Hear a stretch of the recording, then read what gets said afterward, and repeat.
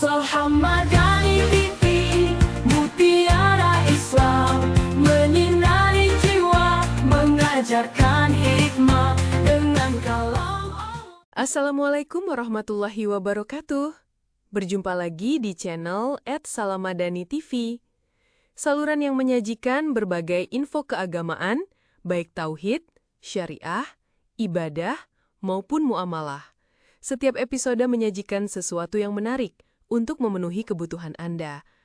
Channel ini diproduksi oleh Strategic Communication Center, SCC, Fakultas Ilmu Komunikasi Universitas Islam Bandung, Fikom Unisba.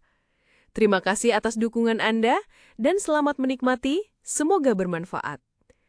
Wassalamualaikum warahmatullahi wabarakatuh. Sejarah Tahun Baru Masehi. Assalamualaikum warahmatullahi wabarakatuh. Trompet, topik kerucut, petasan, aksi konvoi keliling kota dengan memakai kendaraan yang knalpotnya kebetulan suaranya dipecah hingga memekakan telinga, hampir-hampir menjadi menu rutin malam pergantian tahun. Kalau mau jujur, ternyata yang merayakan perayaan Tahun Baru dengan penuh sukacita adalah kebanyakan dari saudara kita juga. Ini dikarenakan acara Tahun Baruan sudah menjadi budaya yang lazim diperingati oleh siapa saja, termasuk oleh kaum muslimin. Perayaan Tahun Baru menjadi rutinitas masyarakat umum tak hanya di Indonesia, tapi di seluruh dunia dan bahkan di negeri-negeri muslim. Namun sesungguhnya umat Islam sudah tertipu. Kali ini kita akan membahas masalah Tahun Baru, trompet dan topi kerucut, serta kaitannya dengan budaya pagan. Budaya kafir. Man tushabbaha biqaumin fahuwa minhum. Barang siapa menyerupai suatu kaum, maka ia termasuk golongan mereka. Hadis riwayat Abu Daud. Asal-muasal dari perayaan Tahun Baru Masehi ini sangat penting untuk kita ketahui. Mengapa harus 1 Januari? Dan budaya dari kaum apakah perayaan tersebut? Hal itu dimaksudkan agar kita tidak terjebak oleh ketidaktahuan kita yang akan menyebabkan kita terlempar ke dalam kesesatan. Sejarah Tahun Baru 1 Januari.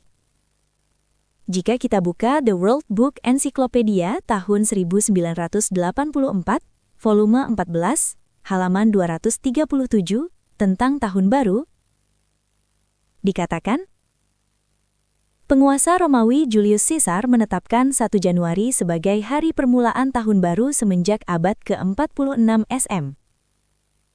Orang Romawi mempersembahkan hari ini, 1 Januari, kepada Janus, dewa segala gerbang, pintu-pintu dan permulaan, waktu. Bulan Januari diambil dari nama Janus sendiri, yaitu dewa yang memiliki 2 wajah. Sebuah wajahnya menghadap ke masa depan, dan sebuahnya lagi menghadap ke masa lalu. Siapa sosok Dewa Janus? Dalam mitologi Romawi, Dewa Janus adalah sesembahan kaum pagan Romawi, dan pada peradaban sebelumnya di Yunani, telah disembah sosok yang sama bernama Dewa Kronos. Kaum pagan atau dalam bahasa kita disebut kaum kafir penyembah berhala, hingga kini biasa memasukkan budaya mereka ke dalam budaya kaum lainnya, sehingga terkadang tanpa sadar kita mengikuti mereka. Sejarah pelestarian budaya pagan, penyembahan berhala, sudah ada semenjak zaman Hermaik, 3600 SM di Yunani, dan dikawal oleh sebuah persaudaraan rahasia yang disebut sebagai Freemasons. Freemasons adalah kaum yang memiliki misi untuk melenyapkan ajaran para nabi dari dunia ini. Bulan Januari, bulannya Janus, juga ditetapkan setelah Desember dikarenakan Desember adalah pusat winter solstice, yaitu hari-hari kaum pagan penyembah matahari merayakan ritual mereka saat musim dingin. Puncak winter solstice jatuh pada 25 Desember, dan inilah salah satu dari sekian banyak pengaruh pagan pada budaya Kristen, selain penggunaan lambang salib. Tanggal 1 Januari adalah seminggu setelah pertengahan winter solstice, yang juga termasuk dalam bagian ritual dan perayaan winter solstice dalam paganisme. Kaum pagan biasa merayakan tahun baru mereka atau Hari Janus dengan mengitari api unggun, menyalakan kembang api, dan bernyanyi bersama. Kaum pagan di beberapa tempat di Eropa juga menandainya dengan memukul lonceng atau meniup trompet. Trompet Yahudi. Masyarakat pagan kuno mempercayai tiap 2150 tahun akan terjadi perubahan era. Era Taurus terjadi pada 3400 SM hingga 2150 SM. Era Taurus disimbolkan dengan kerbau atau sapi. Menurut Bible Perjanjian Lama, di tahun inilah terjadi penyembahan kerbau atau sapi oleh umat Nabi Musa. Dan masa penyembahan tersebut berakhir ketika memasuki masa era Aries 2150 SM hingga 1 Masehi. Aries disimbolkan dengan seekor domba dengan tanduk melintir.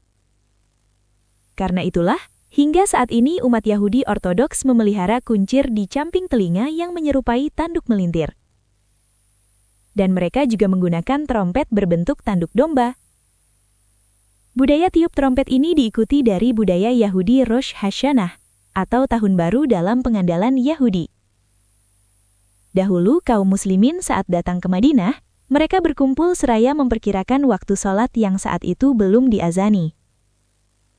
Di suatu hari, mereka pun berbincang-bincang tentang hal itu. Sebagian orang di antara mereka berkomentar, "Buat saja lonceng seperti lonceng orang-orang Nasoro." Sebagian lagi berkata, "Bahkan buat saja trompet seperti trompet kaum Yahudi." Umar pun berkata, "Mengapa kalian tak mengutus seseorang untuk memanggil manusia untuk sholat?" Rasulullah Shallallahu Alaihi Wasallam bersabda, "Hai Bilal, bangkitlah lalu panggillah manusia untuk sholat." Hadis riwayat Al-Bukhari 604 dan Muslim. Topi kerucut. Sebagaimana yang telah saya tulis dalam buku Menyingkap Fitnah dan Teror, topi kerucut mempunyai sejarah yang bermula pada masa Muslim Andalusia. Saat itu terjadi pembantaian Muslim Andalusia yang dilakukan oleh Raja Ferdinand dan Ratu Isabella yang dikenal dengan peristiwa Inkuisisi Spanyol. Inkuisisi dimulai semenjak tahun 1492, dikeluarkannya Dekrit Alhambra, yang mengharuskan semua non-Kristen untuk keluar dari Spanyol atau memeluk Kristen. Muslim yang memilih tetap tinggal dilumpuhkan secara ekonomi dan diisolasi dalam kampung-kampung tertutup yang disebut ghetto, untuk memudahkan pengawasan terhadap aktivitas Muslim. Tidak cukup diisolasi, tapi Muslim Andalusia harus menggunakan pakaian khusus berupa rompi dan topi kerucut yang disebut San Benito. Jadi, San Benito adalah sebuah tanda berupa pakaian khusus untuk membedakan mana yang sudah dikonverso atau murtad dan mengikuti agama Ratu Isabella. Topi itu digunakan saat keluar rumah, termasuk ketika ke pasar. Dengan menggunakan San Benito, mereka aman dan tidak dibunuh. Ketika orang Barat menggunakan topi ini dalam pesta-pesta mereka, sejatinya mereka merayakan kemenangan atas jatuhnya Muslim Andalusia dan keberhasilan Inkuisisi Spanyol. Masa demi masa berlalu, topi kerucut ini kemudian menjadi budaya yang digunakan oleh umat Islam dalam merayakan Tahun Baru Masehi dan ulang tahun. Masih mau merayakan Tahun Baru? Demikian episode kali ini. Semoga Anda mendapat insight dari konten ini. Tetaplah bersama channel Salamadani TV, Sahabat Ngaji AI. Wassalamualaikum warahmatullahi wabarakatuh.